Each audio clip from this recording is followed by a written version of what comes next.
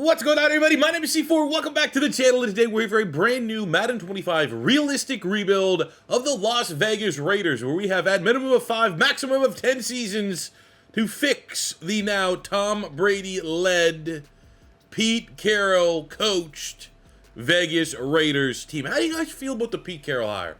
Raider fans watching, let me know in the comment section. I feel like it's an interesting move. It's a culture builder move. Yeah, sure, but I feel like the Raiders, since making that move to Vegas, they need something. They need something exciting. They need something to, like, progress them as a franchise. Feels like they've been in this holding pattern. I don't know if bringing in the oldest coach in the NFL is going to be necessarily the move to do that, but, you know, maybe he can stabilize the franchise a little bit until they find a successor. But the roster is certainly a mixed bag. Right? You look at the offense. Well, the offensive line has some guys. Jackson Powers-Johnson, the pick out of Oregon. He's a 77 star at the end of his rookie campaign. Colton Miller is a legitimate starting tackle. You have Meredith here out of Western Kentucky. Wesky, Parham, Glaze. Like, they're all on the right side of 25 with 70-plus rating. But, like, how high is their ceiling? I look at this offensive line, and there's a legitimate shot that only two of these guys, in Miller and JPJ, are going to be here in 5 years' time, when we're likely going to be kind of turning that corner and competing for a Super Bowl. Same kind of goes for the running back room. You got Madison, who's just a guy, Zamir White, who I hope I'm not the only person that got burned by drafting him probably a little too high in fantasy football this year. You got Sincere McCormick, who was unreal in college, put up like video game numbers there, but all these guys have a very limited ceiling. The receiving room's kind of the same. You got Trey Tucker, who's an interesting athlete.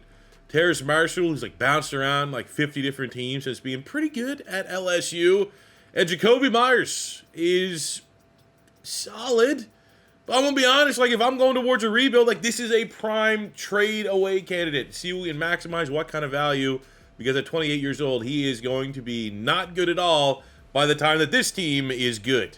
Quarterback room is pretty terrible. Honestly, you got Minshew Mania, and he just needs to get hot, and he's never been hot for the Raiders. He hasn't really been hot since Jacksonville. Aiden O'Connell, old Farva from Super Troopers, is probably the best quarterback on the roster, and that is not great. So clearly, probably by the thumbnail and title, you know what we're doing here, and we're not going to have to worry about that quarterbacks that are currently on the roster, but it is still generally just previewing the roster. Maybe the worst quarterback situation in the NFL. The only real shining piece on this offense is Brock Bowers. 6'3", 240, X Factor. Went over 1,000 yards, 100 and some, what was his stat line, man? Something disgusting. 112 catches, which I believe is a rookie record. Almost 1,200 yards and 5 touchdowns on a really bad team. And he ends his rookie campaign as a superstar X Factor. I'm telling you right now, to get Brock Bowers to play like that, we're going to have to play them in the slot. And that's how I honestly thought he was going to be utilized. I was talking about, once upon a time, last year, mock draft season, where Philadelphia, of course, my Eagles is not going to turn into an Eagles rant. I get it. We're in the Super Bowl. I'm not going to kick Raider fans all the way down. But I said for the Eagles, you know, Dallas Goedert's always injured. Can't stay healthy. So I was like, if Brock Bowers somehow was falling down to the Eagles pick, you could draft Brock Bowers, and watching how he played at Georgia, you absolutely could put him in the slot and still have someone else play at tight end. And I think that is how we're going to utilize him best in this offense. And it actually works out. The tight end room for the Raiders is looking pretty good because of that. We got Michael Mayer. And you got Harrison Bryant, who was a Mackey winner when he was in college at Florida Atlantic for the best tight end in college football. Michael Mayer, a.k.a. Baby Gronk, when he was coming out of Notre Dame. There's still a player there in Michael Mayer. So if we move Brock Bowers, you'll play some tight end, some slot wide receiver.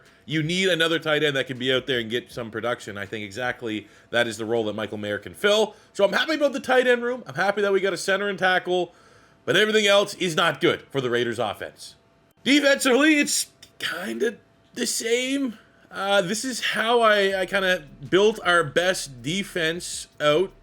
The front three, we got Christian Wilkins, who they paid a pretty penny to steal him away from the Miami Dolphins in free agency. We don't really have a nose tackle at all.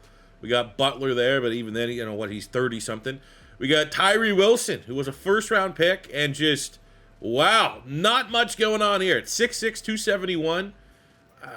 I think the only way for him to find his way on the field is going to play on our front three, which doesn't have a lot of talent right now. But even then, he's definitely a miscast for that position. To the front seven, you got Kuntz at pass rush, like between him and Wilson. Like they're kind of the guys that are toss up for that role, but limited ceiling. Diablo's kind of just a guy. Splain's nice. He's also 30, so he's at his ceiling. He's only going to start regressing, so that's not ideal. You have Max Crosby, who if we were doing an all-out explode this team rebuild, you would sell him now while he's high. And I think there's a chance, not huge chance, probably along the lines of whether or not the Browns would also entertain trades for Myles Garrett. But I think if you are looking at the Raiders roster and you'd like made the decision, determination, you got to tear this thing down, he's the guy that you'd be able to get a war chest for. I think you get multiple first-round picks if you wanted to. But I'll save you right now. Raiders fans watching this before you click off the video, we will be keeping Max Crosby, even though it might make this rebuild a little bit easier because he's 28. But I think he will be a player that regresses nice, and like he'll be like 34, 35, and like still hopefully like an 87, 88 X factor, which we can utilize. The secondary is it's okay. You got Epps, who's kind of, just a guy. You got Moehrig, who has some upside, 82 star dev on the right side of 30. Nate Hobbs, 80 star dev, right side of 30. You have Jack Jones, 75. Solid. Does have a dev trait, but kind of still just a guy. Jacorian Bennett's there. You got Darnay Holmes, who I liked a lot coming out of college in the slot. It's okay. Like, I definitely think Hobbs and Moehrig could be, if you're circling guys who will be here on the defense, Moehrig, Hobbs, Wilkins, and Crosby, and then we'll try and just have Spillane as long as he's here before he slowly starts to regress because he's at that point in time. At least we got a couple pieces on the defensive side of the ball, but it is very fair to say that, like, the only position that you're real happy about, if you're kind of looking at it as a group, on this Raiders team is tight end.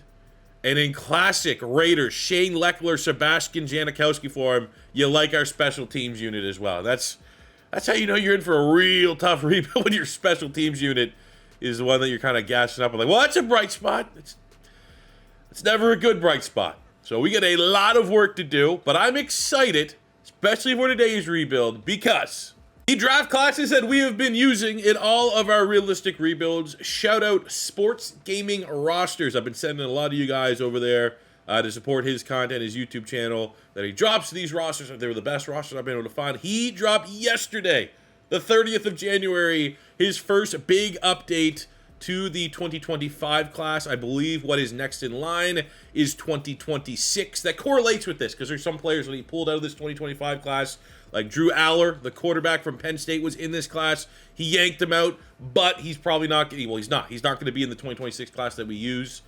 I can say for the quarterback spot in particular, we're not going to need one, but obviously in a perfect world, you got to wait for that 2026 class to be out that corresponds with this class. But anyways, at least 2025 has been updated with Senior Bowl, Pro Bowl, all that different stuff. The rating, I remember Tyler Warren was a kind of a hot button issue where he was very underrated. So definitely some players have also increased their ratings and got buffed a little bit, which is awesome to see. But I just wanted to shout out that this draft class has been updated. Go check it out. Go support them. And now let's get into the rebuild. Statistically speaking for the Raiders, actually kind of surprised that Aiden O'Connell had 8 touchdowns to 4 picks. I thought it would have been a lot worse. That's not a brutal touchdown to interception ratio. Run game, horrific. Receiving game, did you know Jacoby Myers went for 1,000 yards? I didn't. Wow, that's a lot of garbage time. Good for him.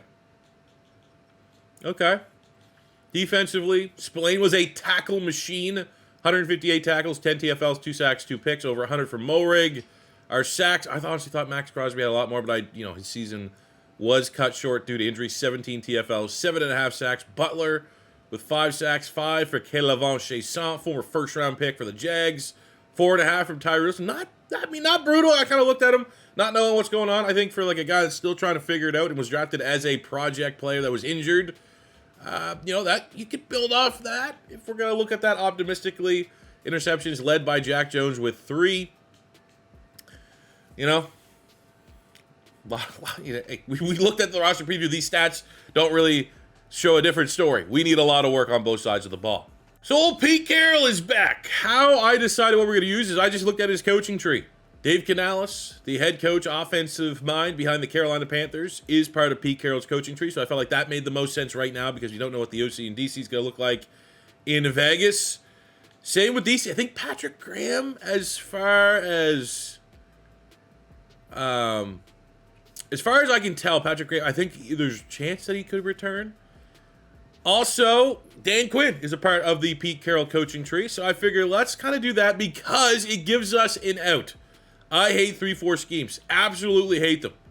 So Dan Quinn runs a base 4-3, and I think that this defense that we have shapes up better as a base 4-3. And also, just the last couple rebuilds I've done have all been 3-4s, and me just grinding my way through defensive schemes that don't really work in Madden the best. So we're going to try and go with this base 4-3, all due respect to Patrick Graham. So with the switch to a 4-3, here's how the team lines up now from the front seven standpoint.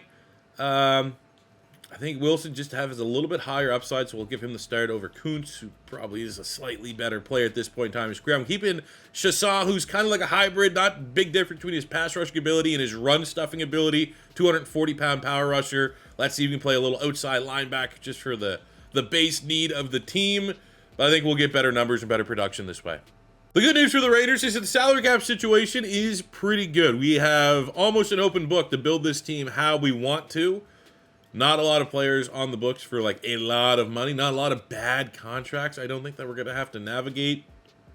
So let's make the most out of this. Looking at who we need to retain. We have Divine Diablo at linebacker.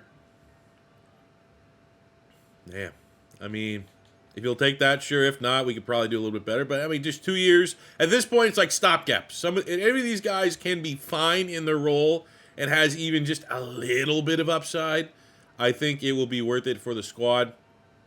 I mean, at running back, like, why not McCormick? Kind of feel like he brought a little bit of juice, a little bit of a fan favorite. Oh, he wants to play for a new team next year. Okay, cool. Well, maybe we'll still go back. We have Darnay Holmes, Chassaw. Maybe we actually can get a more traditional linebacker there. Same with Kuntz. He's just kind of depth right now behind Wilson. We have Jordan Meredith on the O-line, 27, 28, somewhere like that. Like a 2-year deal should be fine. Should be able to get him signed 2-year 13. There we go. So there's a left guard in place. We got Spillane, the old head. He's looking for a 3-year. I'd like to get that maybe more down to a 2, and I'll overpay you to say for a 2. We'll go a 2-year, $22 million for the man that wears the green dot on the defense.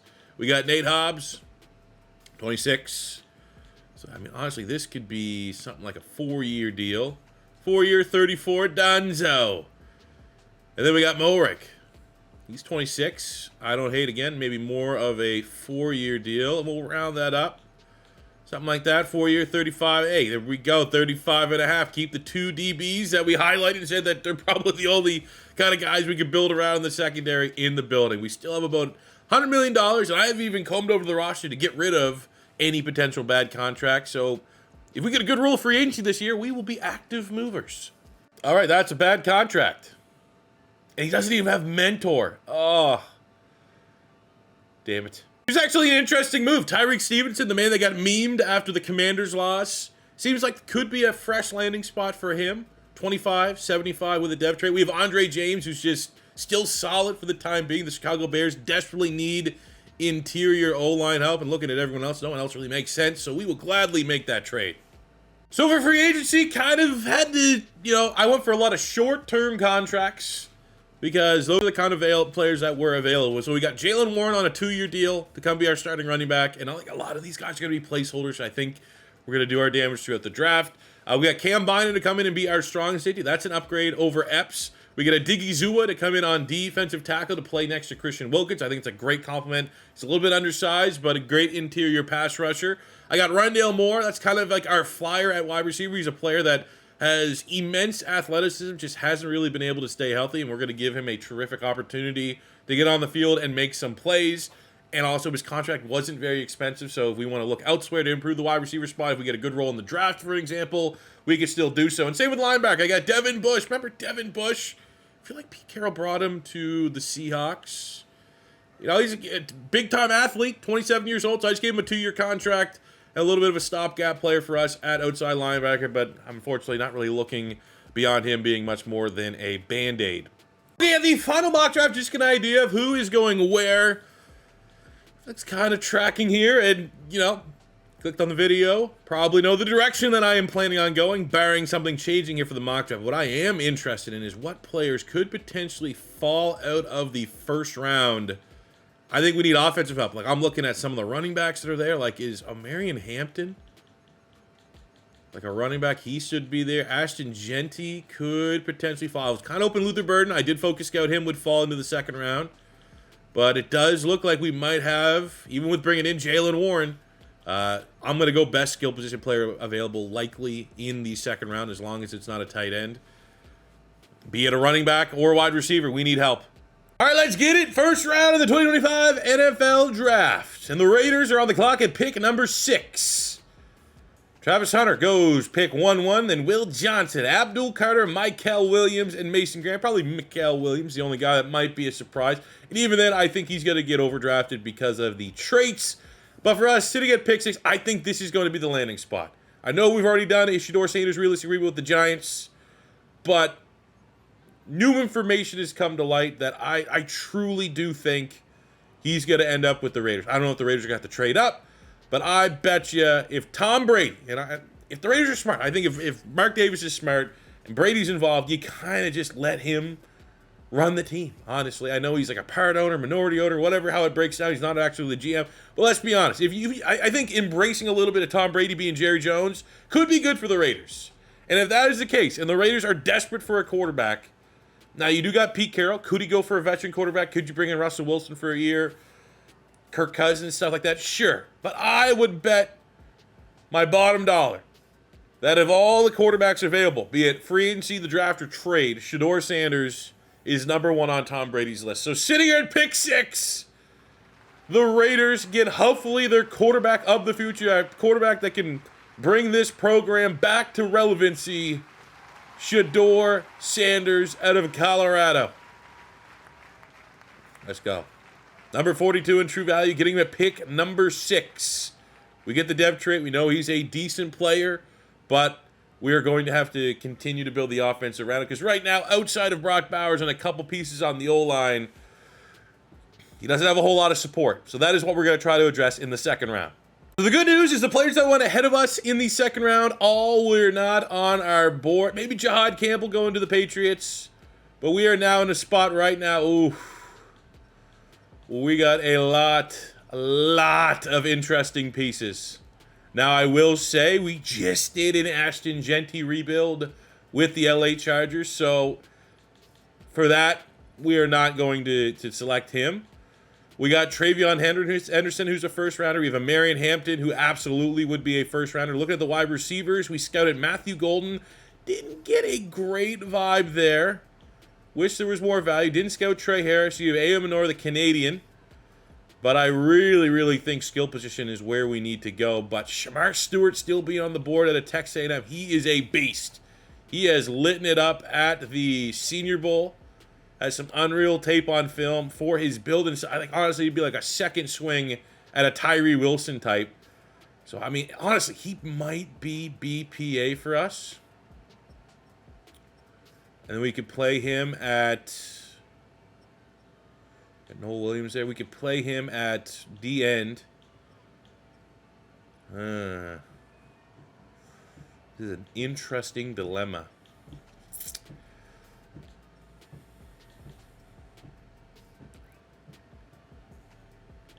It's like, what are the running backs going to look like? If we pass, like, are we going to have a chance at, like, Caleb Johnson? You know what, though? At the end of the day, if we're going to just say, oh, we can't use Genty because we've drafted him recently, then I think we just take this opportunity to get a young pass rusher. Shedeur Stewart is BPA, and then hopefully in the third round, a running back and or wide receiver is there, and we take advantage of someone that fell. But Shedeur Stewart still being on the board. Whoa, no, that's... I mean, he's a freak. The value, the rating's probably not, he's probably low 70s, but anytime you get a 6'6", 290-pound power rusher that has 88 strength, 84 acceleration, 81 speed, he's built like a 3-4 rank and play in our scheme, you're happy with it. But this likely spells the end of Tyree Wilson. So in the third round, what do we have available to us at the skill position? At running back, oh no, we have the traitor, Trevor Etienne. You know what, honestly, it's not the end of the world because we still paid Jalen Warren. So we have Jalen Warren for a minute. Devin Neal's there. We've used him recently in a rebuild. I'm not obviously holding too much to reusing players. I think this is the third time I've done Shedeur. Even though we did like a Cowboys Deion Sanders, it was kind of its own thing. And only realistic in the standpoint of the classes were realistic. Ooh, there we go, though. Matthew Golden still on the board. This is good value for us. I think this is going to be our pick. I'm glad we got a B deep route running. Big-time athleticism, big-time traits. And I'm absolutely seeing a guy who could potentially develop long-term into a, I don't know, wide receiver 1 could be lofty, but I think a good wide receiver 2. Absolutely. Matthew Golden, number 59 in true value. Got him at pick number 70. And we roll a dev trait. 94 acceleration, 97 agility, 95 speed. That pick was for Al Davis. Now, this is an interesting spot. We have 2 third-round picks. Gray Zabel's still on the board. He's going to be checked at first-round tackle. I think for us, we have Glaze right now at right tackle. Oh, no. What did we do?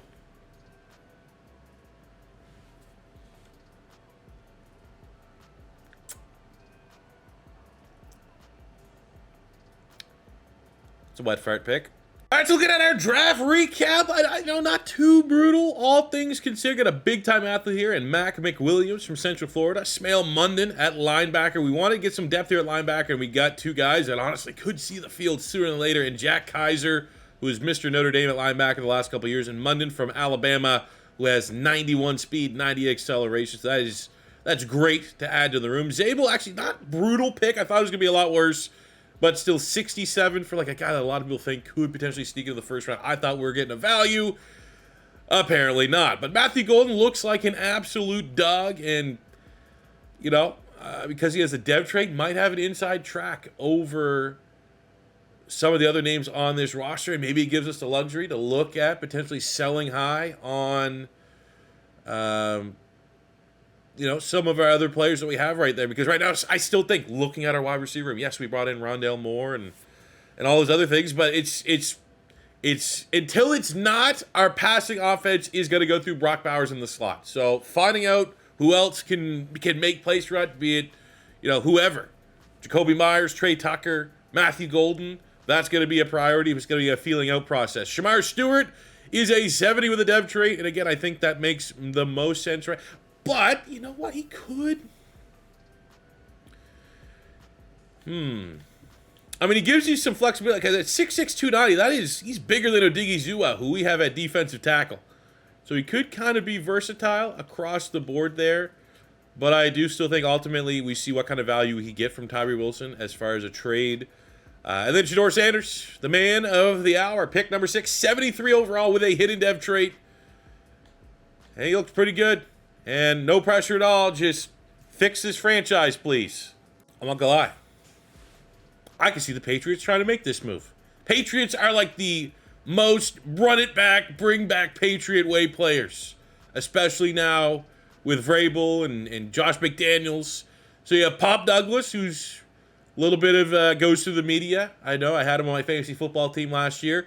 You could get back a more win now target for Drake May. I think we'll do that. For us, we get not as good of a player, but a lot more upside and should be coming into form when we're ready to compete versus Jacoby Myers, who's a 1,000-yard receiver right now. So, yeah, we'll make that move. I'm not going to lie, I didn't make this trade thinking they would accept it, but the Philadelphia Eagles' biggest position is right defensive end, so I thought, okay, former first-round pick, chance of pulling like a Mekhi Becton where, like, it's a bust, but maybe you go there and thrive.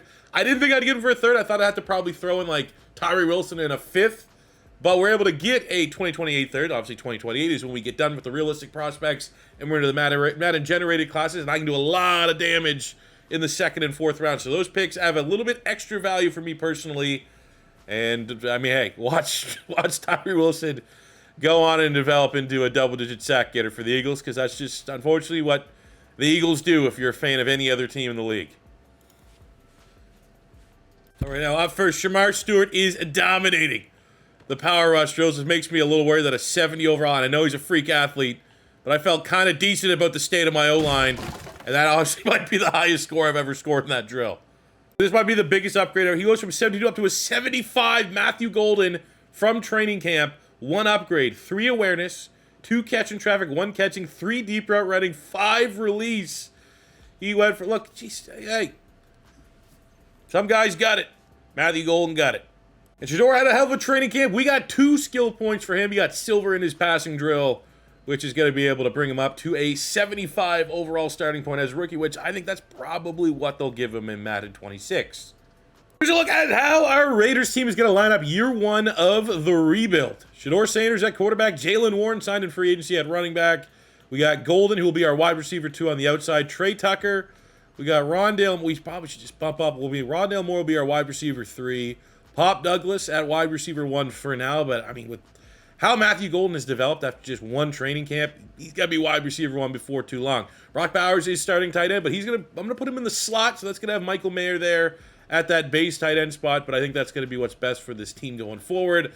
Here's the offensive line. No real changes whatsoever. Zabel, who not a great return on investment pick. He does have, you look at the scouting report, played pretty much everywhere on the O-line, so at least we have kind of depth there. On the defensive side, we're going to go with Shamar Stewart, Max Crosby, Wilkins, and Odigi Zua as our front 4, which I think that's pretty nice. Bush, Spillane, and Diablo at linebacker. Munden and Spillane are going to be our nickel linebackers. We have Cam Bynum, we signed in free agency, playing with Mulrig at safety. Hobbs, Tyreek Stevenson, who we got in that trade from the Bears, and Jack Jones at corner. So all of our starting DBs do have at least a star dev trait. Expectations, we went 4-13. This team mostly went 4-13. We've made some big splashes, spent some money. I'd like to, our ceiling, double it. I don't know if this is an above 500 team, but if we can go from 4 to 8 wins, that'd be a very, very successful first year for Shedeur Sanders. And we can't not have a season opener at home NFL debut of Shedeur Sanders without hopping in and seeing if we can get a couple tutties. You know, we got to drop the garbage dump for Shedeur. Paid off the kicker. Honestly, we threatened to feed him to the underground people of Las Vegas. We did not give up number 2 to Shedeur Sanders, but there we go. Here we go, Shedeur. Look at that. Look at that offense. Huh? Work in progress. First pass. Let's go right here. Feed him early. Just from a statistical, historical standpoint, Shedeur to Brock Bowers. First completion. And I think they're both going to go to the Hall of Fame together if this rebuild goes to plan. Not super familiar with his Carolina playbooks, but I kind of, for this opening drive, go back to all reliable. Can we get Golden on the outside? Oh, there's just, he had 88 speed. That's probably a pick. The fact he has 95 speed, he's everything Darius Hayward Bay should have been. Shout out Al Davis again. Go, see if we can get this one squeezed in to Brock Bowers. Looks like he's going to be matched up. Zaire Franklin gets a free release. Kind of throw a suicide ball at him.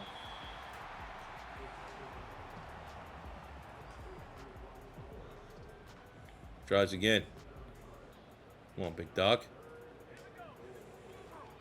There we go. Unfortunately, it hasn't been a super prolific game for Shedeur. Almost in the 4th quarter. I think we have 140 yards passing. Kudos to the Colts for bend, don't break. That's Matthew Golden. And Shedeur, that's the hat trick. Number 2 for Matthew Golden, who we kind of need to develop into our wide receiver 1. Or at least 1B if Brock Bowers is 1A.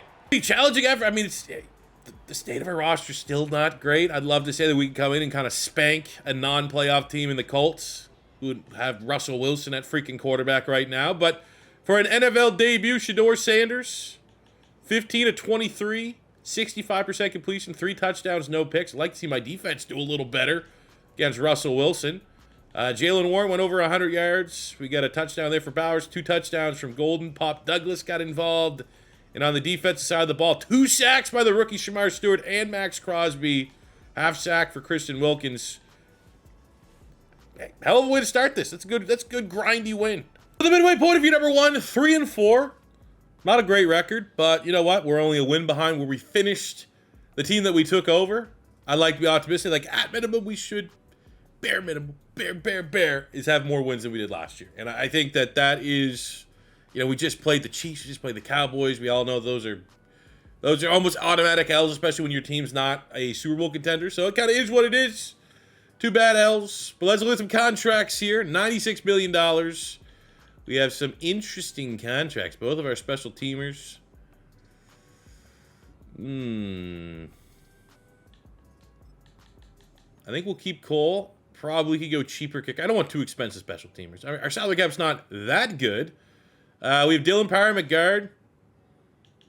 Maybe a 3-year deal. Keep him for really the remainder of his prime, and I don't think he's a liability. We have Jack Jones at corner. I mean, that's not, again, like, I think the years line up.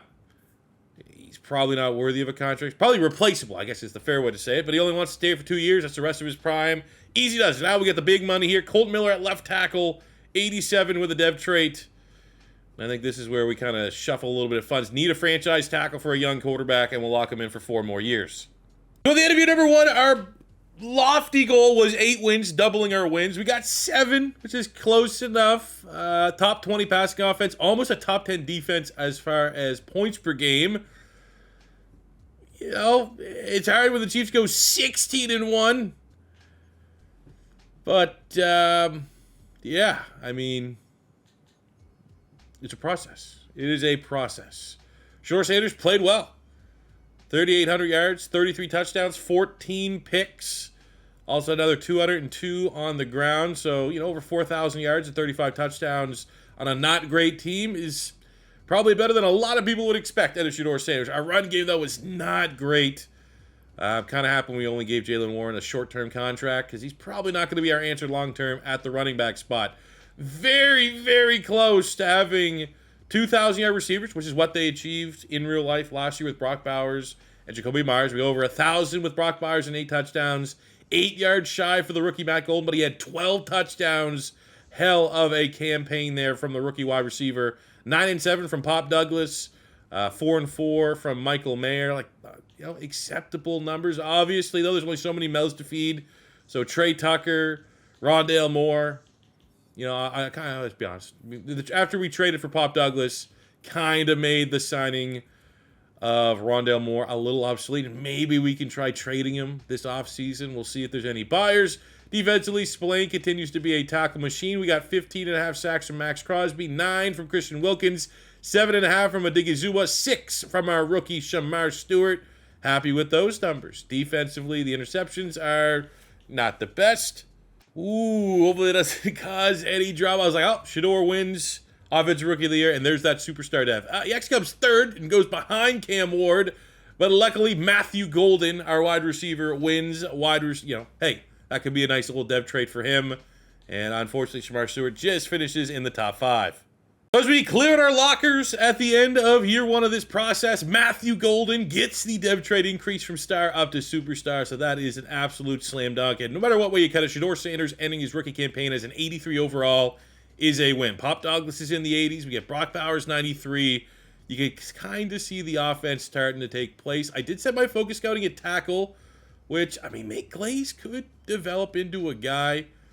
But I still think maybe a little more TLC on the offensive side of the ball. Defensively, well, Max Crosby keeps his X factor. We got Wilkins, Odigizua, and Shedeur Stewart keeping their dev trade. Spillane keeps his dev trade. I thought there would be some regression there. Lose the dev trade on Devin Bush. Keep the dev trade on all of our DBs. You know, acceptable. Now look at the free agency. Khalil Shakir. Oh, it's like one of those things in hindsight. We didn't spend the money last year on wide receivers, and now we got to try to dump off at the draft. That'd be a very interesting signing, but we're good there. Tackle would be a spot I'd love to get an upgrade, really anywhere across the O-line, but there's just not a good role whatsoever. I like our defensive front, and of course, there's no good role there anyway. Linebacker, we could use maybe a more of a for sure thing. Nakobe Dean's the best available, but there's no dev trait there, so I'm kind of seeing a limited ceiling. Dorian Williams does have a dev trait, but he's getting charged an edge rusher price for an off-ball linebacker, so no thank you. Not really a good role here in the secondary as well. A real bad free agency period, so we're going to roll over our $80 million plus cap. So after sitting out free agency, where this team's going to get better has to be in the 2026 NFL Draft, where we have pick number 12. Looking at the board ahead, decent enough. You know, I wasn't really for sure going to go after a pass rusher. we're really in a BPA situation, and a lot of the top tackles that I did scout, we got a lot of first round. We got Malik Muhammad. We got some right tackles there in Maui Goa, Cam Williams. Ooh, the one player that I was thinking could be a wild card for us would have been Harold Perkins at pass rush. That would be like if he's somehow there in the second round. But I think you got to almost look at this like Delmar Glaze at right tackle. You know, we got a run block, a pass block on. I mean, Maui Goa is going to be the guy, man. 5-star recruit, big time, elites, cross the board, freak of nature, kind of like a Panay Sewell 2.0. Let's just get our franchise tackles locked up. Wow, not. I thought we'd get more of a lock for true value there. Not mad at it. I'm going to overpay. I want that first pick of the second round, so I'm going to move up 12 spots. I'm going to throw in next year's 4th round pick, 5th round pick this year. I'm going to send them Rondale Moore, 26.79 normal dev wide receiver. Delmar Glaze on a rookie contract, 75. I think he's 25. Both those guys are going to be plug-and-play starters for the Giants. I probably severely overpaid here, but those guys are just depth for us, especially Rondale Moore is more of a salary cap dump than anything. But with this pick, I'm already envisioning this defense.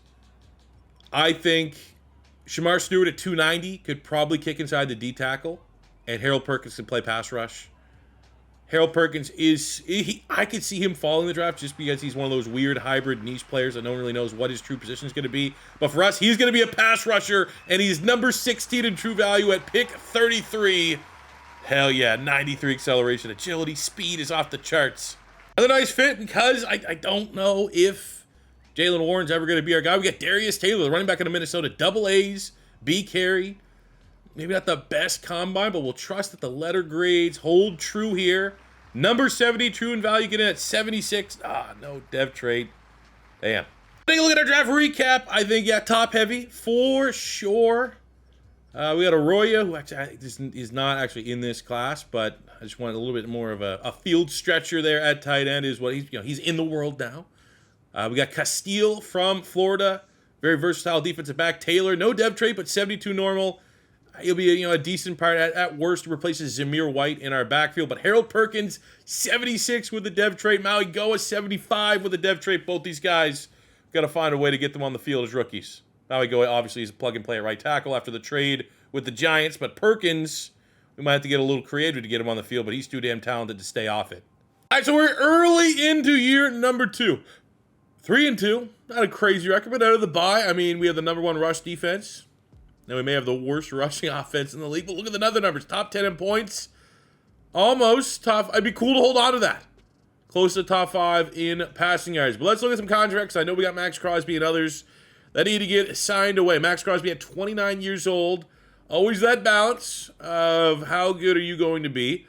And the way that I see it is let's at least get him locked in until it's time to pay Shedeur Sanders. And then we can reevaluate if it's worth making sure he can retire a Vegas Raider. Also, we have the contracts coming up with some of the players that we just signed to short-term deals and we're trying to figure it out, like the Diablos, who need to get replaced. We have Meredith at guard. And honestly, a 1-year deal is not brutal at all. I mean, the amount of... you just don't get these kind of roles. The guys that I would love to just pay 1 year in these rebuilds tend to be like, nah, I want 3. It's like, well, I don't want you to get 31. Because everyone knows 30 is the magic number. So I think we'll come back for Meredith. I think Bush is replaceable. I do like having Michael Mayer here for that 1-2 punch. So let's give Michael Mayer a 4-year deal. That's a lot, though. $6 million cap it for... I don't love that. Odigizua, we have Shamar Stewart now, kind of playing that defensive tackle hybrid role. So, I mean, he succeeded. Spillane, like that contract's just not going to age well. Now, if he would take like a 1 year... and maybe we'll bump that up to 5 and 5.5. I don't think we're going to spend that money elsewhere. I do think we'll try to get him back for 1 because he's the beating heart of this defense. But long term, he's at his expiration date. He's starting to smell a little funky. You know what I'm saying? We got Tyreek Stevenson looking for a 2. Let's give him maybe a 3-year 9 point. That's an absolute bargain contract there for a player whose ceiling's probably in the low 80s. We got Cam Bynum looking for a 3-year. Demario Douglas, Pop Douglas. Looking for, maybe we'll get him a 4-year 41. Good piece of business for your wide receiver, too. And I think we could probably get a little younger. If Bynum's looking for 3, I'd love it for the 2. Maybe something like that. 2 years. Hell yeah. We're finishing the season strong. I will say, the games that would be like, you know, I'm looking at the schedule right now, how it's kind of gone, where it's like, okay, Chargers are legit. We'll probably beat the Cardinals, and like how this season's gone, we'll probably lose to the Chiefs and Ravens. Felt like the teams that we should win or are the better team, we've won, and then it's like, oh, can we go really hang with the big dogs? We've unfortunately kind of struggled just a little bit. But look at the rankings. Everything we looked at early season still kind of we're holding on by a thread for that top 10 offense, but the passing yards are on point. And I've seen Carolina, like that's the offense that we're using. I've seen I know and was kind of under the impression that Carolina was going to be aight. Spillane got 2 picks. We actually got him back on a 1-year deal. Carolina does have a decent offense. We're using that Dave Canales offense. So, you know, it's working itself out. But let's finish this season out strong. 9-5. So at the end of year 2, I was wrong. We actually beat the Ravens. Unfortunately, you're 11-6. Whoa. The Chiefs have, 1 loss last year. They have 2 losses this year. So they are absolute juggernauts. And we're just, we're just trying to build something here. We're trying to carve out our own lane. But look at that. Shedeur Sanders, second in passing yards. 4,500 yards passing.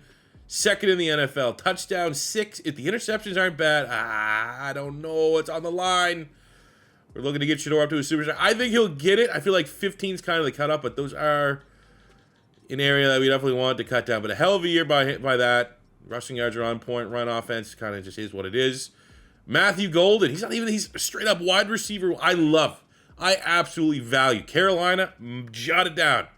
We have Brock Bowers in the slot. We got our 2,000 yard receivers. But anytime you have because a lot of teams, we don't hide what's going on. You look at the last 2 rebuilds. We did the Chargers rebuild. Ladd McConkey went off. Before that, we did the Jags rebuild. Brian Thomas was putting up video game numbers. Both those guys were in the slot. It was slot cheese. Golden is putting up these type of numbers on the outside. 102 catches, 13, almost 1,400 yards, and 15 touchdowns for the second-year player of Texas. What a freaking pick. Bowers killed it. Pop Douglas killed it. Michael Mayer was solid. Good role player. Spillane. Old man Spillane got him back on a 1 year. He's like, I'm just actually going to give 100 tackles and 7 picks out of nowhere. We got 15 TFLs, 7.5 sacks, Matt Crosby, 7 sacks from our Stewart, 7 sacks from the rookie, Harold Perkins Jr., 6.5 on 14 TFLs for Christian Wilkins. So, I mean, everyone outside of Max Crosby, those are pretty good numbers. And wow, just, all right, Spillane's a machine. Early in the rebuild, but anytime you're in year 2 and you have your quarterback, your rookie quarterback, the face of the rebuild, getting MVP shortlist, you feel pretty all right about it. Oh. Okay. So at this point in the process, year 2 in the playoffs, I feel like we're playing with house money. We are ahead of schedule. We are a better team than the Jags. So I'd love to get that first taste of playoff victory and move on into the divisional round after an 11-6 season. And that's exactly what we do. Close game, 28-21 over the Jags. We get a Player of the Week performance from Robert Spillane, who is playing like a man. I'm so happy we re-signed him and not just like threw him to the curb because he was old and going to regress. And even after 7 picks, he's still probably going to regress unfairly, unjustly, harshly. That is just how things exist and operate in the world of Madden once you turn 30 plus years old, which makes me self-reflect. I'm just as a young 30 pup myself. Wow. What would my rating get back? Would be terrible. Anyways, division round. We got Buffalo. We're playing with house money at this point. We got our 1 playoff win. It's changing the culture here. Pete Carroll doing what he needed to do. But when you go into a buzzsaw in the AFC of teams that are like, they need to get over the hump. They've been challenging for a Super Bowl and they can't beat and topple Mahomes. Teams like the Bills, teams like the Ravens. It's tough. And look, I mean, I don't think anyone's beaten the Chiefs. Sorry to say it. They've got 30 wins and 3 losses in the last 2 years. I mean, positives, our defense didn't let Josh Allen take that game over. That's a dub. Shedeur looked like first couple playoff game type thing. That happens with quarterbacks. They don't all hit the ground running. I love seeing the pass rushers that we've drafted over the last 2 seasons get 3 sacks and cause Josh Allen a whole lot of headaches. And we know we just got to get better. Just time. We got a young roster for the most part. We're only going to get better. Oh, would you look at that? Who cares? So looking at our roster. Ooh, yeah. Let's go. Marcus Golden up to an X Factor. but maybe even more importantly, Shedeur Sanders. And this rebuild, honestly, we are going from, hey, can we fix the Raiders? Raiders have been a meme. We got Brady. They got Pete Carroll.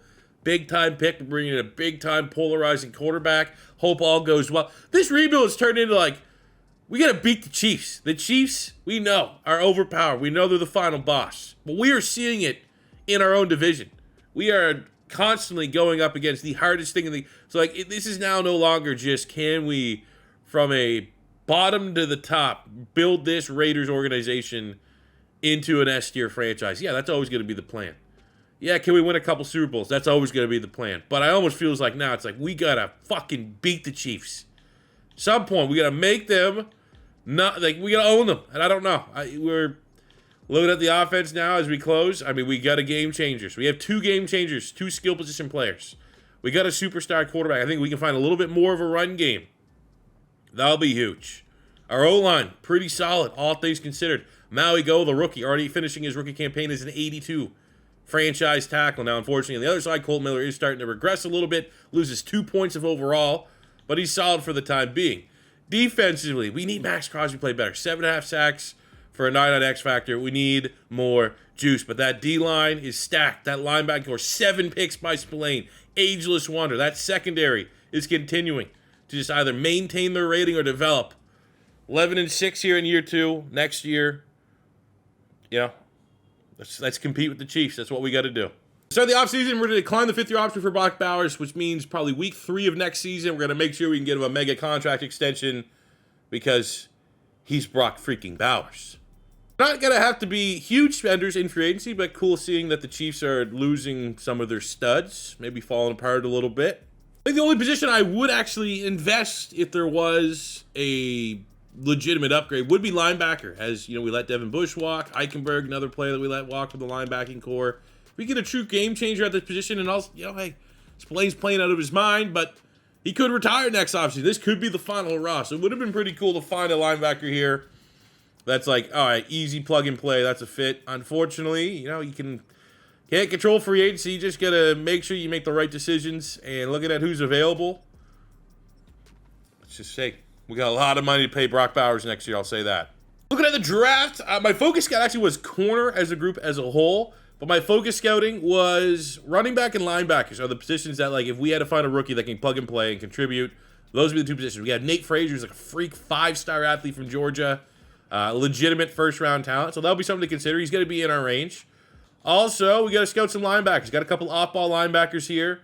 We got Damian Wilson from Georgia, big 6'4", 255 run stuffer.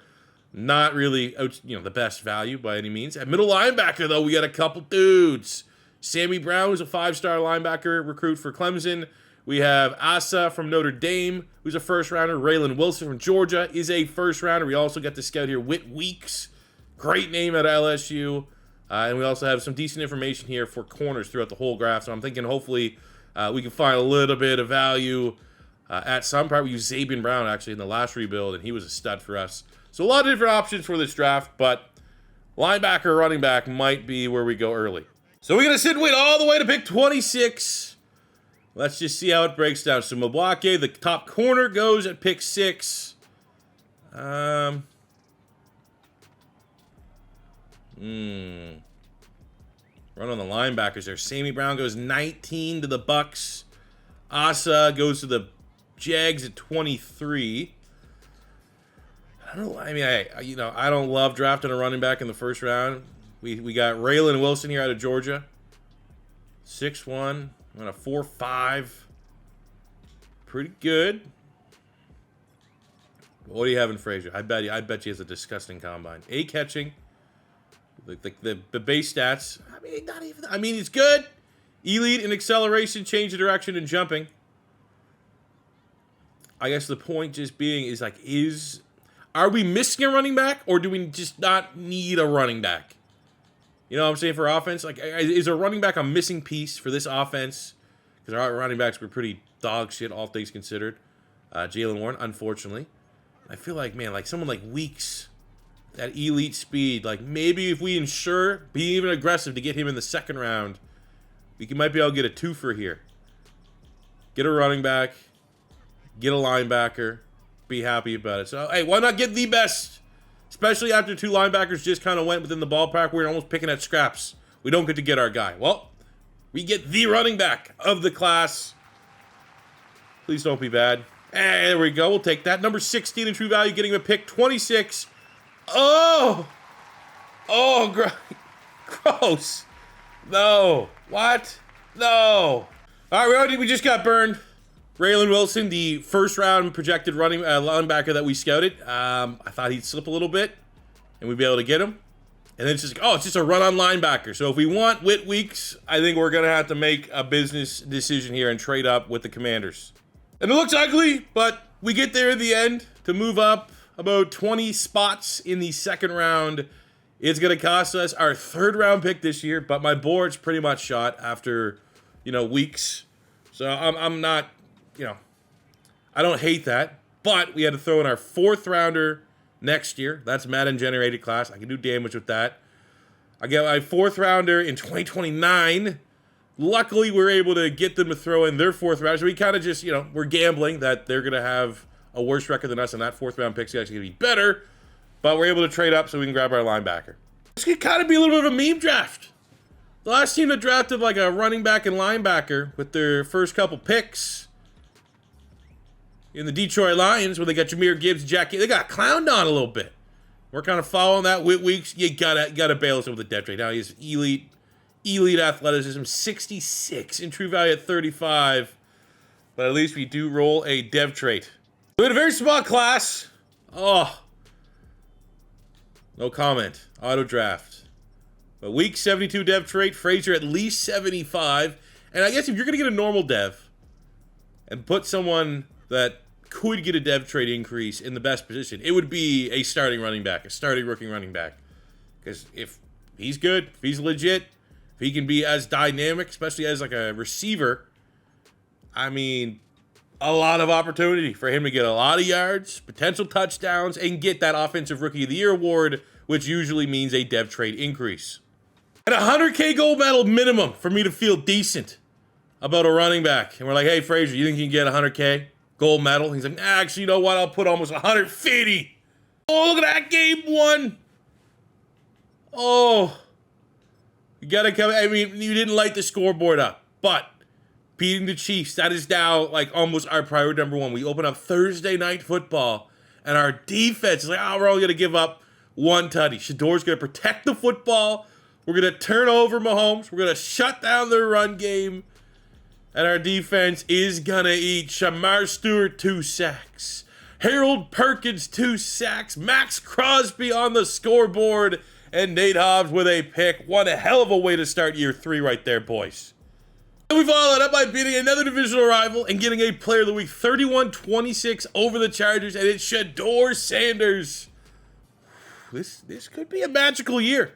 So early season, hot start. Let's get some contracts out of the way. $150 million salary cap. That is, I don't want to say it's necessarily by design, but, we've not spent because, it's been part of free agency. It's been butt cheeks, but also we got a lot of talent here. We got a lot of talent that we want to keep in the building. We'll get Jackson Powers-Johnson locked on a 5-year. We'll get Brock Bowers locked in on a 5-year. Outside of that, Jack Jones probably at his expiry. Christian Wilkins, I don't hate a 1-year deal given how much I wouldn't even hate, honestly, a 2-year deal. We'll give him a 1-year deal just in case the regression is a little harsh. I think you still got Spillane playing at a ridiculous level. Yes, we drafted a successor. I think if we could just keep giving them 1 years, like some guys, doesn't even matter what they're rating. They're just a perfect fit in a scheme, and coming off a 7-interception season, I think we reward that just a little bit. The special teamers are up for grabs. We have this much money. Maybe just trust that like they're actually doing something. They know, you always know it's a bad kicker. So it's almost like if you don't hear their name called in a rebuild, they're probably doing their job. And I feel like that's been the case there with our special teamers. But it will still be yet another free agency period where if the players are there, we will be big-time spenders. And the end of year 3, maybe not the juggernaut start I thought when you beat the Chiefs and topple them and then kick the crap out of the Chargers. But we go 11-6 for the second straight season, so it is progress. We have a top 10 offense, top 10 passing offense. Fortunately, the running back, Frazier, might not have been the needle mover. Well, you need it to drastically change the rush game. But everything else, look at the defense, man. Defense was butt cheeks last year. And this year, like, actually, no, we're actually not too bad, if we're going to be honest with each other. Looking at the play, Shedeur Sanders, 4,200 yards, which is top 10. He's a top 10 quarterback now. Firmly established, the superstar. 35 touchdowns to 5 interceptions. Nate Frazier, would have been nice to get him over 1,000 yards, but 950 and 13 touchdowns plus. I mean, he's a receiving back. So, you know, another, like, he got 60 balls. 350 yards, 3 touchdowns. So 16 touchdowns, 1,200 yards. You're taking that every day of the week for a rookie running back on a pass-first team.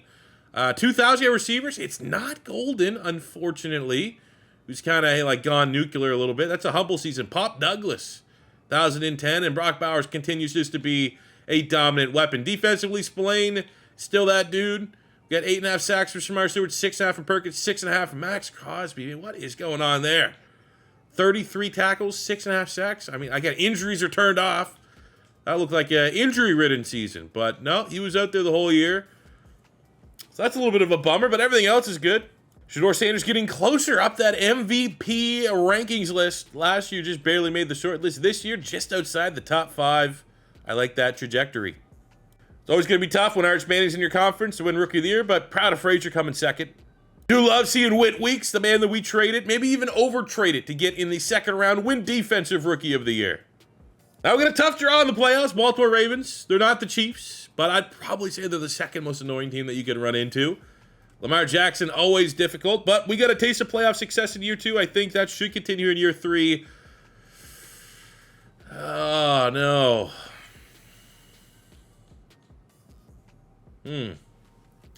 Close loss. Baltimore just had a huge third quarter. Shedeur Sanders, output. The positive output was great. If he had 300 yards, 2 touchdowns, and no picks, we'd say, what a baller. 2 interceptions.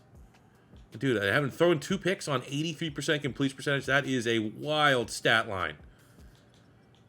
I mean, I'm not going to put the loss on it, but man, oh man, Max Crosby is not giving us anything.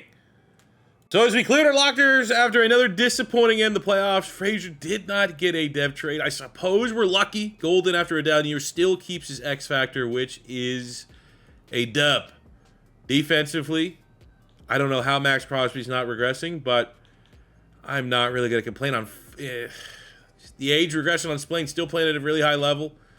Just what comes with the business. Luckily, you know, we have a Defensive Rookie of the Year playing right next to him. It's a true successor. We still got one last year to Spillane coming up. And the exact same way we treated Brock Bowers, declining the 5th-year option on Shedeur Sanders to start the offseason. Oh, my God. So it's going to take something, you know, almost I have to bring him in type deal for me to spend money this offseason because of the Shedeur contract looming over our heads. Corner is a position that I would love to get a little bit more production at. I did focus scout corners for the upcoming draft, and looking at who's available, that's probably going to be our best option. Our safeties are getting older, but there's not really a great upgrade there either. Christian Wilkins is back just on a 1 year, but pretty sure Mike Hall Jr. did something this offseason that makes me not want to pay him and highlight him in a video, so we're going to pass on that. Yeah, I mean, we got to pay Shedeur, so we're not going to spend just for the sake of spending. So for the 2028 NFL Draft, big positions, kind of wrote them down here a little bit.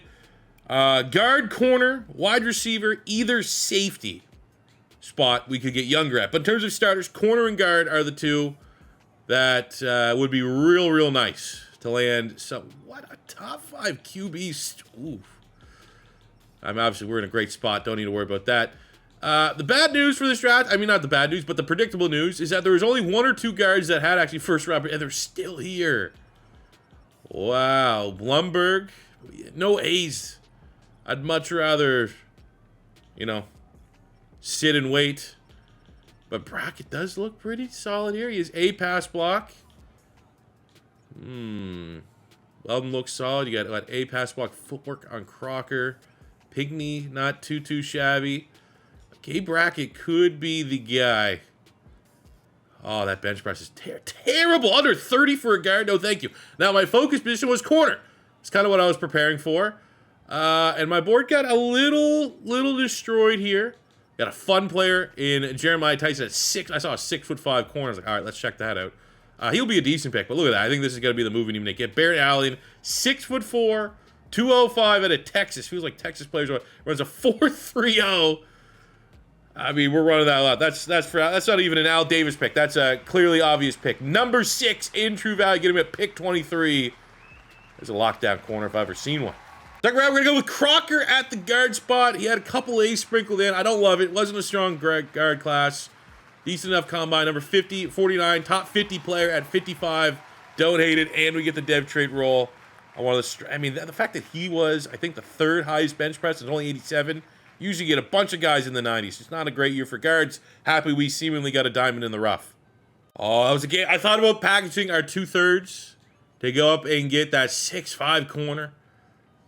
But, I mean, he's predicted to go in the 4th round. So I feel like in the 3rd, we're in a decent spot. And it wasn't really particularly close. So we're going to start this round off. We got the A-Press B-Man at 6'5". Maybe not freak athleticism, but a good enough athlete. Hey, number 69. Nice. In true value. Getting him at 87. As we try and just retool and get this secondary a lot younger. And with our second, 3rd round pick, this guy. Classic Penn State freak athlete. Niles Starks. A tackle. Elite speed. Change of direction. Agility. 4.53 at his pro day. Got a fast track there at Penn State. 93 in true value. Getting him at 88.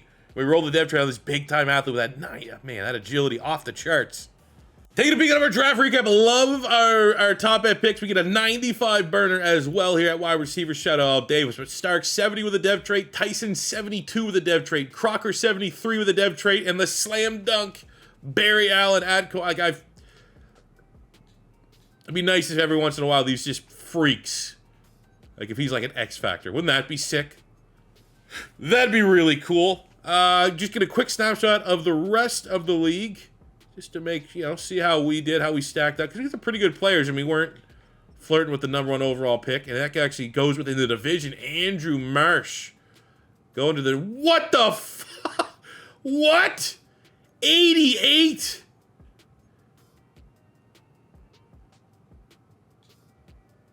That is the greatest running back I've ever seen. Obviously has to be an X Factor. I'm 97 speed? Only a star. I'd be losing my mind if I drafted this guy and he was only a star dev. But holy shit, that is one of the... Damn. And I mean, hey, good to the Chargers too. Hell on them. All right, so starting year number 4. I mean, 2 back-to-back 11-6 seasons. I'd be fine again with another 11-6. Right? You look at the offense. I mean, we have a couple new rookies. We've added some youth to an already kind of young team. Crocker on the O-line's getting the start. I'd love to see Frazier play well enough to maybe get a star dev. I think that could kind of strap the rocket to his growth and development. I'd love to see Golden get back over 1,000 yards after a little bit of a down year last season. Defensively, this is where, we have some impact playmakers. It's probably going to be Spillane's final season, so it'd be cool if he can kind of pass on the knowledge and understudy to Weeks and Starks. We got Allen, who I'm going to get the start. We got Tyson, who we are very high on, but we're probably going to have to let him sit behind and be corner 4 this year behind Hobbs, Stevenson, and Allen. And I think the biggest thing, above all, is, Stewart and Perkins have been crushing. We need Max Crosby to become that double-digit sack guy here again in year 4. Another very hot start for the Vegas Raiders. We start 2-0, but most importantly, a victory over the Kansas City Chiefs, 31-28. Stack as many of those as we possibly can, but we want to get to the contract extensions early. $161 million. And we want to keep a lot of these guys. There's no other way to put it. Spillane, we'll see. There's leftover funds. Parham, replaceable. Christian Wilkins, for that price point, replaceable. Bynum at 30, probably replaceable. Morig at 30.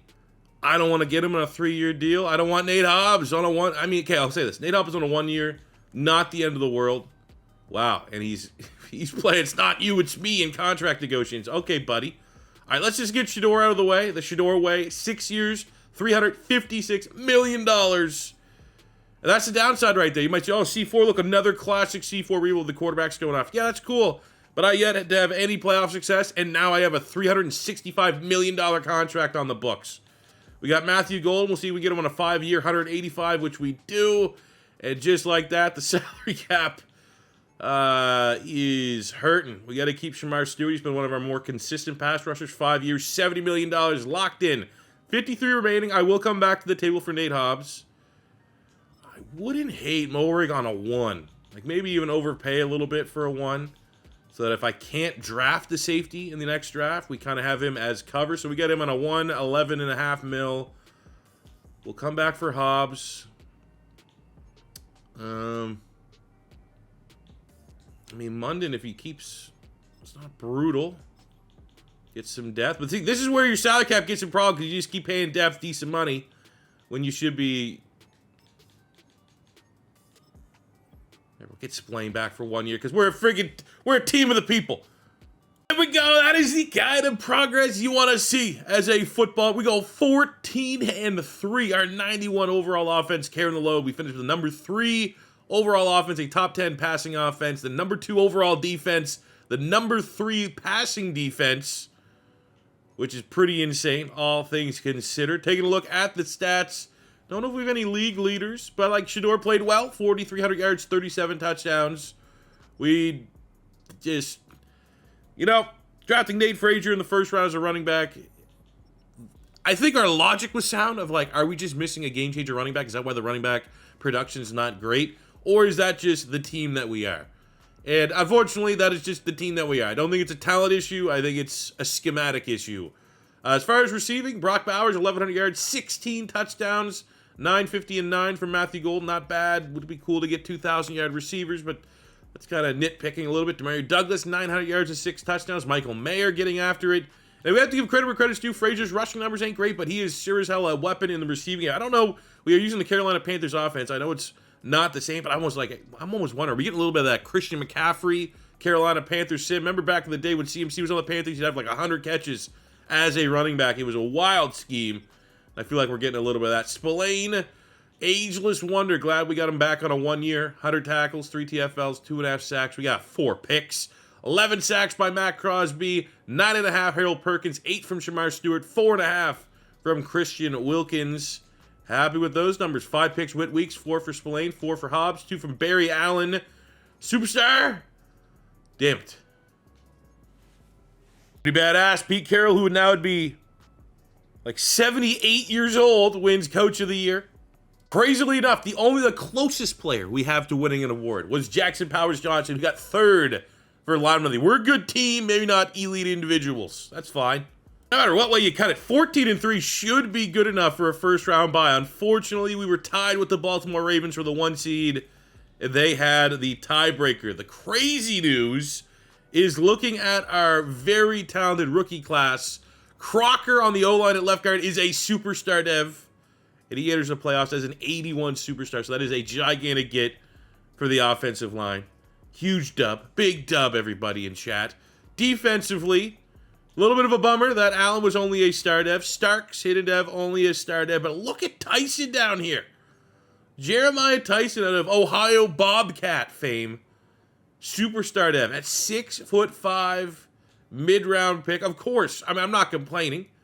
But I mean, of course, the guy that's like kind of a sleeper has a superstar dev. And the guy that we got in the first round that's 6'4", and it's pretty much Patrick Peterson reincarnated, doesn't pull the dev trait. But no matter what way you cut it, I mean, that's the only kind of bummers. Probably didn't need to re-sign Nate Hobbs on a 1 year deal, knowing that Tyson's a freaking superstar, so we're going to want to get him on the field as soon as possible. But, I mean, we got a hell of a team here. We should go on a run. Are we good enough to win a Super Bowl? I feel like we're going to need Shedeur to carry us there, if that's the case this season. In the first round, we get the Jacksonville Jaguars. I feel like since we've rebuilt the Jaguars, they've just, like, made the playoffs, whereas that's not always the case.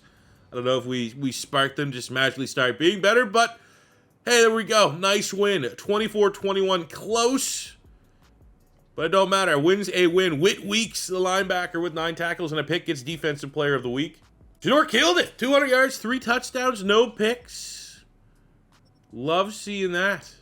Golden, Bowers, and Taylor with some touchdowns defensively. Spillane continues to be a tackle machine. We're getting pressure after the quarterback. We're getting turnovers. That is winning football through all three phases.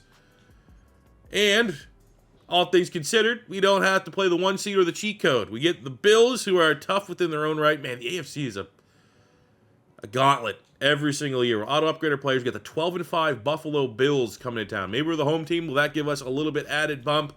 Mahigoa and Weeks both get an upgrade, so that's an offensive and defensive starter that are playing some of their best football. Look at the breakdown of the Bills. Very good. Number 1 passing yards. Pretty much a top 5 offense and top 5 defense. Oh, man. I mean, hey. None of these playoff losses we've had, like the fact that, you know, and I just assumed we were going to lose that one. Fuck's sakes. I mean, they're against really good teams. There hasn't been that one, like, complete dog shit team that just, oh, that's an embarrassing loss. Every team that we've lost to has been either a team that's gone on and won the Super Bowl or a team that from a sim build, like that was a 90-plus built sim build offense on that Bills team, which is ridiculous. Cool seeing Spillane get a player of the week. There is a slight chance he retires this offseason, but I mean, our team's pretty damn good, man, and it feels like we're still missing something to get over the hump. I'm not exactly sure what we're missing. The bad news is, and this has kind of been a death sentence our last couple rebuilds, our OC and DC got poached. So I think we take this advantage to look. Ooh, okay, we have a Buffalo Bills defensive coordinator. I'm not going to lie, I'm probably going to invoke the opportunity to maybe switch to a Bills defensive playbook. It's probably my favorite 4-3. From an offensive coordinator standpoint, let's see what we got. We got Vegas, Carolina, which makes, we probably should just hire him because that's the offense that we're running. We have Detroit, Philly, Baltimore. Oh, we could cheese Kansas City. But I don't think we need to, there's 2 Kansas City coaches and playbooks available. I don't think we need to. You know what? This one could be interesting, though. Seattle. I know they run the shit out of the football. Let me see one. Let me see something real quick. How does the Seahawks sim compare to us? So quarterback numbers, fairly similar. They're getting a lot. I mean, that could be a Kenneth Walker thing, but they're getting a lot more production out of their... Oh, my God. Okay. We're going to change it up a little bit, and we're going to hire the Seattle Seahawk background for our offensive playbook. Like what I saw. Not bad. We stuck with a realistic staff for Pete Carroll. They both got poached. So now it's time to see if this is the secret sauce for us to turn the tide and get over the hump. We're going to start the offseason, as always, declining the 5th-year option on a very good player. And Maui Goa looking at that contract. Jesus, we might not be able to afford him next year. So for the offseason, where we need to get better? We need a replacement at right guard. We could look at a 3rd wide receiver, but we don't really need one, right? Because it's Brock Bowers. A backup tackle plan in case we can't afford to resign Maui Goa makes sense, but we need a right guard and depth tackle. Offense, that's not a bad spot to be offensively. Defensively, need a D tackle for sure. Starter at D tackle. That's where I focus scouted. I think we also need a strong safety. We could, I mean, they have Stevenson there. But, and I mean, even good old Spillane, man. We got to keep, even though he's a 72 overall, he's playing like a monster. So we need a D tackle, strong safety, guard for starter, and then secondary need would be like offensive tackle and maybe getting younger at linebacker. Wow, I don't think I've ever seen Justin Jefferson and Josh freaking Allen available in free agency. Of course, doesn't line up whatsoever with our team needs. Elena Dickerson. Jeez, there's no cheap guards on the market, which there never is. But no defense. So we got a D tackle that's cheap. We have Tyleek Williams looking for 11.5. We have Shamar Turner. It's not a brutal contract, but I mean, this is where I focus scouted, so I'm not in a big time rush to spend money there. Linebacker, we got the Philadelphia Eagle duo, Bond and Dean, but they're kind of getting up there in age a little bit. What about its safety here? We got anything at safety? Nope. And nope. Okay, so we're going to need to have another S-tier draft, it seems like. For recruiting, no secret sauce this year. I literally just went for the top safety, and he looks legit and should be in phase if that's how the board kind of falls for us in the 20s. He's a legit first rounder, should be a plug-and-play starter. Nothing was really crazy about it. He's just, a run support. So he's not going to have crazy man or zone coverage. Of course, no one really had much. Bass Knight down here late has that B in man, which is interesting if say we don't go and get a safety. D tackle is a big need, and it's a terrible looking defensive tackle class, unfortunately. We got the nose tackle cheese, but for players that are going to be in like our range of where we're picking, unless Pounds is available, if Pounds is available, you're running that ticket up. I scouted some of the bigger 3-4 defensive ends. We got Barkley here, the first one that even makes remote sense that he could play D tackle.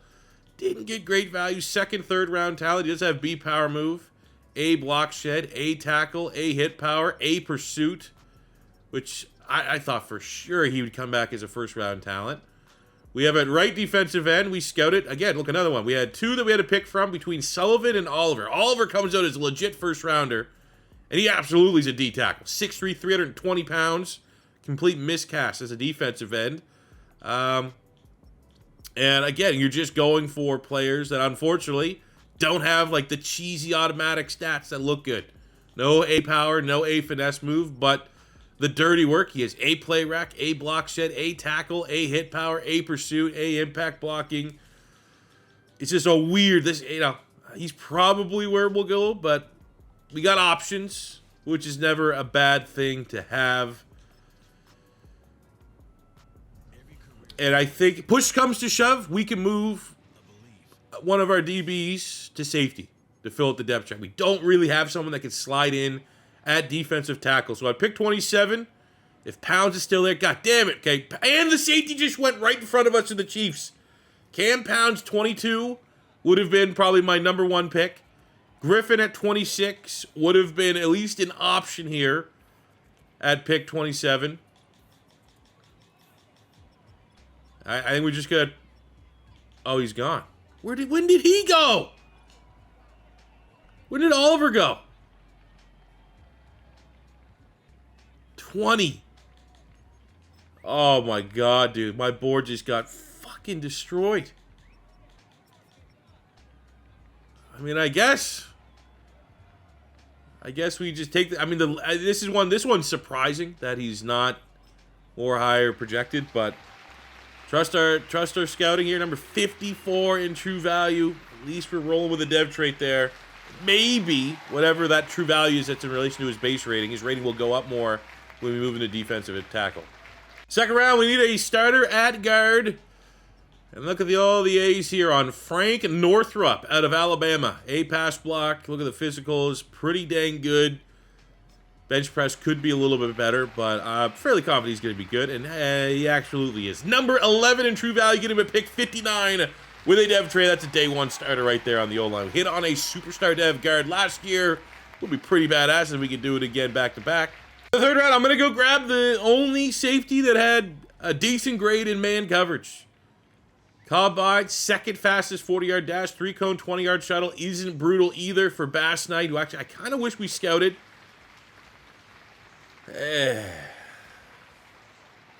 Not my finest work. So a big offseason for the Raiders. Had to change our offensive and defensive coordinators, so it's going to be a new, fresh look squad. Bass Knight, the rest of the picks here just death. Bass Knight 67. Probably going to have to maybe consider Tyreek Stevenson playing a little safety this year. But Northrup 75, Barclay 73, and let's see if that already. Let's see if we can get him close to a 75. If we move him to defensive tackle, he's a run stuff or scheme fit. Doesn't always happen. Usually they don't go down any. He goes from 73 up to a 77. Let's go. Do want to see... Oh, look at these guys. 80, 83. Couple big dogs there. Unfortunately, the Eagles get a 55 overall player. Barkley now, with that change...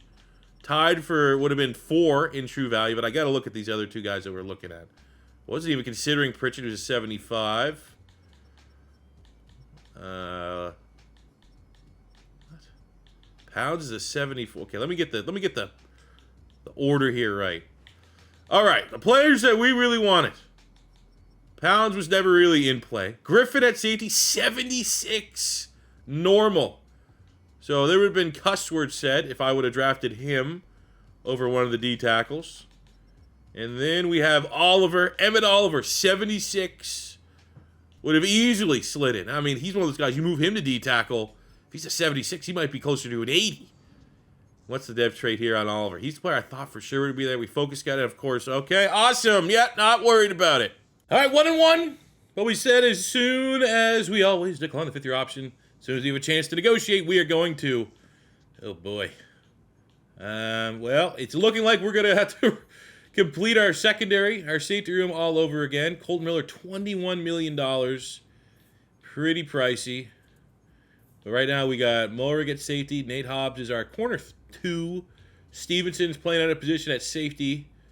But, I mean, still looking at that, we gotta pay elsewhere. Maui Goa is going to take over for Colton Miller. We might even just slide him at left tackle to be our franchise left tackle. Harold Perkins has been awesome. He's been getting hot, so I think we also have to make sure we commit some money there. That's a lot, $100+ million. We have 31 remaining. And I'm thinking, especially with how we've been able to draft DBs in this rebuild, I think that's what we got to do. Now, Colton Miller, this is a tough one. I feel like we're not going to spend crazy money in free agency anyway, so why not just get at least a plug-and-play left tackle for one more year? So I think that's what we'll do. We'll come back to the table, turn down 21.5. We could probably get him for 22.5, 23, and he'll be worth it for 1 year. Oh yeah, man, follow week. Players got paid. Teams playing better. Shedeur Sanders gets a Player of the Week performance against the Baltimore Ravens. I mean, there is still an element of wait and see with this year. We have a brand new offense, brand new defense. I like the fact that we beat the Cowboys. They're not a automatic win. Very difficult to do. And maybe now that we got a little morale, Colton Miller, we a little more optimistic. There we go. You only need like $200,000 more. Let's go. And there you're 11-6. So I mean, hey, couple wins off where we were a year ago, but 14-3 last year didn't amount to much in the playoffs. It's all about just getting there, getting to the dance. We go 11-6, and we actually get our second straight AFC West title, our second of the rebuild in 5 seasons. And anytime you're doing that with Kansas City Chiefs in your division, like that's almost added extra bonus points. Load out our offense. Yeah. Down a little bit. Defense up a little bit. Sure, we're solid. Not too far off of where he was a year ago. 3,900 yards, 34 touchdowns, 10 picks, almost 70% completion percentage. We got over 1,000 yards for Nate Frazier, so that's a little bit of a transition. The run game offers a little bit more balance, and maybe that's what we need to go on that deep playoff run. It's off to the teams that can run in January that ended up making it to February. 2,000-yard receivers, Brock Bowers, wow. First season without 1,000. It's Matthew Golden and Pop Douglas going over. And I mean, that's still a really solid season from him. Michael Mayer also got after it. Defensively, Whit Weeks, tackle machine. Look at the sacks, baby. 15 from Harold Perkins, 14 from Max Crosby, 8.5 from Stewart. Hell yeah. That is what we need to see from the big dogs. Absolutely out there eating. Interception numbers, decent, respectable, but nothing too crazy. It feels like it's the third year we've got the Jags in the wild card round. They're all right. I mean, I feel like we know what it takes to beat the Jags. We've kind of had their number. Beat them last year. Beat them this year. Not only beat them, we smoke them 37-14. Shedeur Sanders and Harold Perkins, players of the week. That is what we need to see. 4 touchdowns from Shedeur Sanders and our pass rush getting after it. And I feel like if it's Brock Bowers sacrificing 1,000 yards for us to get a better balance to our team, he'll do that for the greater good. I think he'd be one of those players. Now we get the Pittsburgh Steelers, who are pretty good. Got a better defense than us. The number 1 rushing offense, top 3 defense, number 2 in pass yards against. I didn't really expect the Steelers to ever be that formidable to us, honestly. Thought this would be a solid rebuild of just nothing but Ravens, Bills, Bengals, Chiefs. Pittsburgh's a dog this year. They're absolutely a premier team in the AFC. Mike Tomlin got the boys playing. Not enough. Another 30. I'm not even close. 34-17. The Raiders are in the championship game. We weren't going to go through this whole run without. And it's another dominant. We get both awards. Nate Hobbs in his final year, 2 picks. Shedeur Sanders, I guess more so probably everyone had a little bit of a down game, but protected the football, very efficient, 2 touchdowns, and the Raiders get the Bills. As I was supposed to say, like, there's no way we're getting through this playoff run if you're an AFC team without playing, let's be honest, the Bills, Ravens, Chiefs. You're going to run into them at some point. We got the 13-4 Buffalo Bills, who are outstanding. Top 10 offense, number 1 defense. Oh, man. You know what? We will, as always, upgrade our players here. We have the big dog, Shedeur Stewart, who has successfully transitioned from a D-end, edge rusher, to a D-tackle, interior power rusher. And now that we're kind of using the Buffalo Bills defense, which is fitting that we have to play them, kind of like our Ed Oliver. Like, he's honestly a little bit bigger than Ed Oliver is, who is the very, very nice, dominant interior pass rusher for the Buffalo Bills, who's one of the best college football players I've ever seen.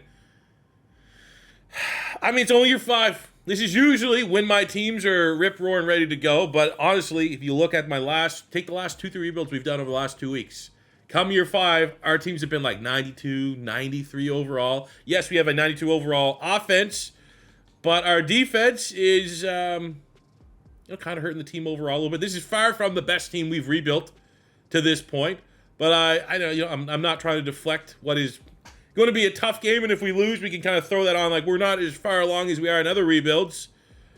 But, I mean, there's a level of consistency to this team, and I feel like that is a balance that we need. So the 49ers defeat the Panthers to go to the Super Bowl. What about the good guys? Did we make it? Did we not make it? Yes! Low scoring don't matter. 21-18. And it was almost a choke job of epic proportions as the Bills put up 15 points in the 4th quarter. We shut down. I mean, I remember Josh Allen hit free agency, so that's even more impressive that the Buffalo Bills got to this point without Josh Allen. They lost. They went with Garrett freaking Nussmeier. Shedeur needs to play a lot better than that if we have any chance in hell of beating the 49ers in a former Bay Area brawl. Brock Bowers, hell yeah. Defensively, I mean, honestly, just ugly win. No one really had tough to hand out a game ball in that one. But the Super Bowl is set, the 7 seed from the NFC. And looking at these San Francisco 49ers, barely above 500, but their team is outstanding. 89 overall, 88 overall offense, 92 overall defense. How they're actually playing is not too crazy. I mean, their defense is good, but I think if you look at the team play this season, advantage Vegas Raiders. I think if we look at the tail of the tape here, I don't want to give them too much shine in case they beat us, and then we just going to quickly roll into next year. Brock Purdy's in 98. They have Ashton and Genty. We're like, that was still, no matter what, even though we just kind of broke the 4th wall there and said, I'm not going to use Genty because he was available to us in the 2nd round of that 2025 draft, just because literally my last rebuild that I recorded a couple days ago with the Chargers had Genty. Go check that one out. But there was still a scenario where we could have said, screw it. Every rebuild's its own thing, and I could have drafted him. So if he goes off against us, it's kind of a who coulda, woulda, shoulda. Looking at the rest, I mean, they have a decent O-line. Nothing too crazy there. They got Nick Bosa, 97. 91 in TJ Sanders. James Pierce. They got a pass rush. They got Fred Warner. Old man Fred still doing the damn thing. Got this man, Jermaine Matthews. Lenore. They got a superstar. So they have a very good secondary. Be honest, though, man. We've been 4 straight years of making the playoffs, being a competitive roster. And I'm happy in a way that we're not, when we won the Super Bowl with the Jags, right? We were literally breaking the game. Brian Thomas Jr. was putting up fake numbers. When we won the Super Bowl with the Chargers, we were dominating, steamrolling people. Ladd McConkey was getting 2-3 touchdowns, and we had Ashton Genty just taking games over. Here at the Raiders, we don't necessarily have that standout guy. It was Brock Bowers, but he's coming off a down year.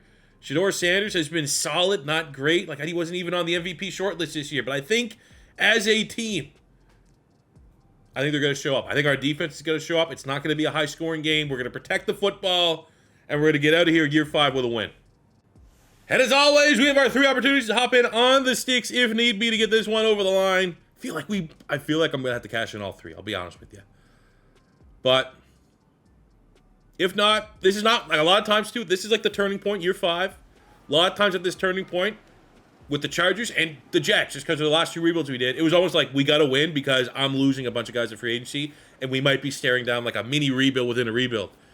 It's not going to be the end of the world. If we have to go to year 6, we have to go to year 7 here with the Raiders, we're not losing much. Our team's just kind of aging themselves out. It's not like we can't afford to pay any of our top studs. So I guess there's a little bit of an insurance here that if we don't win, this is not necessarily like an end of a window shutting on this Raiders team. But look at that first quarter. I told you it's got to be a low-scoring game. Oh, boom. Oh, man, I should have hopped in there. Oh, we get an interception. Nate Hobbs, 54-yard pick, and then we give it right back. Trading interceptions. It is a 3-0 game. We'll come in here on the red zone. We got 3 times we might as well, because this game, I mean, I love the fact, I guess, that I got the vibe of this team. If we were going to win, this is going to be like a 17-10 Super Bowl. Pop Douglas, potentially. Oh, wow. TJ Sanders. Damn it. That was almost an inch sack. We got a good O-line to be giving up. Something like that. We'll try this again on the outside in Golden. Oh, my God. Oh, it was overthrew him. That's how wide open he was. But he's pretty much Tyreek Hill 2.0 in terms of athleticism.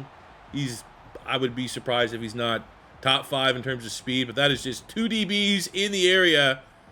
They got lost in the sauce. What a scheme to get him open like that. We give him some points, then we score. They score. This is looking pretty good, man. This is 4th down. We suffocated them.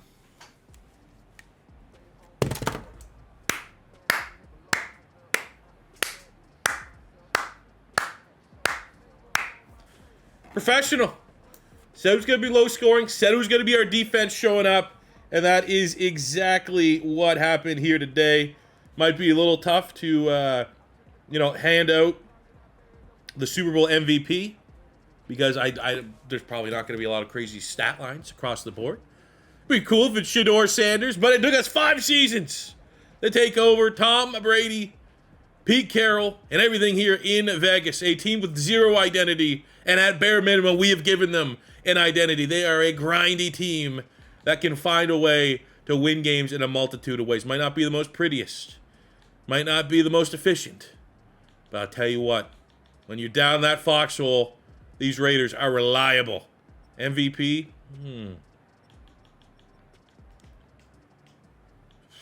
I mean, honestly, at this point, you might give it to Nate Hobbs for getting the pick. Shedeur was solid. 2 touchdowns. I mean, I don't know. That's a mystery. You know what? How about we see what who the game gives player of the game? But, yeah, check mark. Successful rebuild. Vegas Raiders. Shedeur Sanders. Let's go.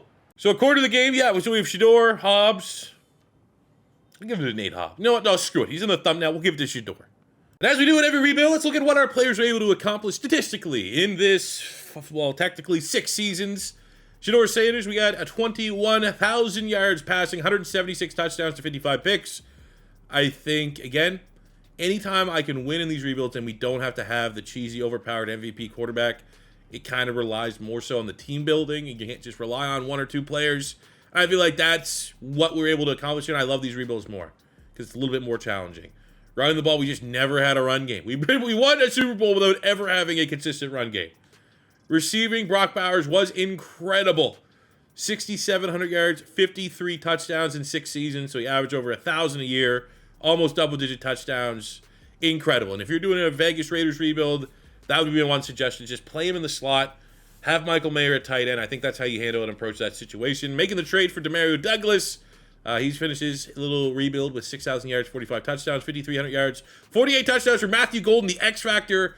He was probably the surprise of the rebuild. Didn't really expect a whole lot. Thought maybe a dev trade because he is hyped up right now during today's 2025 draft cycle. But never really thought he'd be that freaking good. Defensively, Spillane. I'm happy he also ran the full gauntlet. Just under 1,000 total tackles, 42 TFLs, 14.5 sacks, 22 picks. Max Crosby, 161 TFLs, 114 sacks. Shamar Stewart, 38. Harold Perkins, 38. Interception numbers were fairly solid across the board. So there you have it. This is a successful Las Vegas Raiders realistic rebuild.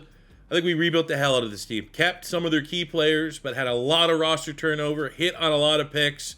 developed. Shedeur Sanders helped that we had, a good starting point with our draft pick and being able to bring him to the organization. We do not win a Super Bowl without him. But, we had a managed salary cap, a lot of expensive players. I think it just worked out. A lot of expensive players, and when those came time to pay those guys, our old players that were on big contracts were like, it was time. They were past their expiry date, and it was a clean release. Defensively, Max Crosby was never a game wrecker, I suppose. Oh, Barkley, the D-tackle we got, was a superstar. Let's go. That would have been sick. Got Tyson there, free corner, and Allen. Hey, maybe not the most flashy rebuild. Maybe didn't put in the most gaudy numbers. Sometimes, if you just build the best team, you get rewarded in the end. Not always, but sometimes. So that will do it for me today, guys. Thank you guys very much for watching. As always, first time stopping by, don't be afraid to hit that subscribe button. Smash the like button if you enjoyed. Please let me know in the comment section below which team you want to see rebuilt next. The last two rebuilds, this one here with the Raiders and the Chargers, have kind of been the top two that I've seen in the comments. But now that they're done, who do we move on to next? On the horizon, pink slips. I'm telling you, it's mod. We're doing mod stuff, and literally I felt like it was pretty close. And then Madden released an update, and when they release an update, like every mod needs to be kind of remade again. It's coming. Also, planning on doing some mod rebuild stuff in the future. It's coming. I don't know if it will be next week. I feel like within the next week or two, we'll be starting some of that stuff. So that will be pretty cool coming in. But for right now, let me know which rebuild you want to see in Madden 25 and what players you want to see featured in said rebuild. But that'll do it for me today, guys. Thank you very much for watching. Hope you have a great weekend. Until next time, it's your boy C4 saying peace out. Love ya. Have a good one.